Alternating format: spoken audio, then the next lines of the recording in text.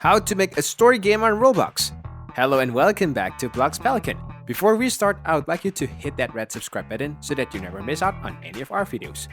Roblox is an online gaming platform and game creation system developed by Roblox Corporation. This allows users to program games and play games created by other users. Developed by David Baszucki and Eric Castle in 2004 and released in 2006, the platform hosts a variety of genres of user-created games coded in the Lua programming language. For much of Roblox's history, co-founder Baszucki was relatively small both as a platform and as a company, as he wasn't interested in the press and appeared on numerous platforms released around the companies. Simultaneously, Roblox began to grow rapidly in the late 2010s, which was accelerated by the COVID-19 pandemic. Roblox is a free-to-play and in-game purchases are available in a cryptocurrency called Robux. As of August 2020, Roblox has more than 164 million monthly active users, with more than half of all children under the age of 16 playing Roblox in the United States.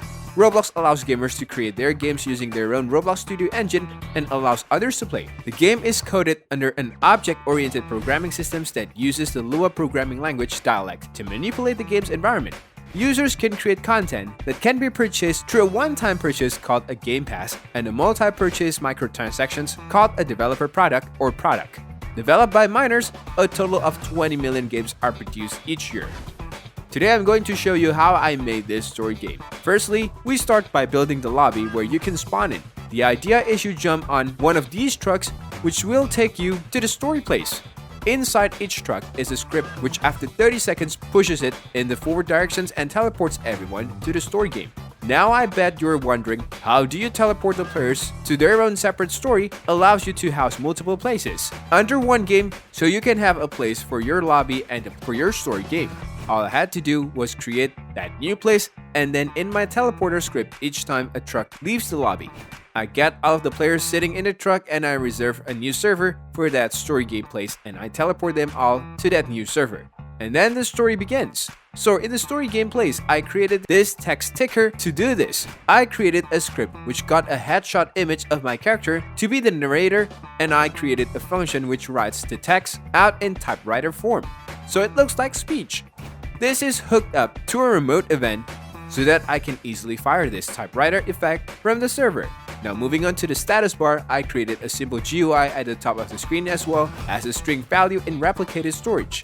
The idea is I set the string value to be what I want to show on the screen. For example, get settled into a camp or night is approaching. Then in the GUI script, I have an event which basically listed out when something changes. In this case, when the text of the status changes, it will fire our code to update that text. This lets me change the text of the status for all players from one server script, which we'll get onto next. So I had to create the story. Now to do this, I made this server script, and inside it, I'll be able to update the status bar and text ticker easily for all players.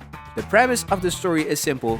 It goes like this. Firstly, everybody gets settled into the camp while the sun goes down and the rain starts to fall, so everyone goes to the cave to shelter, but we left the food basket outside and it's getting wet. So somebody needs to go back and guess it, otherwise everyone will go hungry. When the basket gets returned, suddenly you realize that one of the sandwiches is poisoned and whoever ate it is going to die.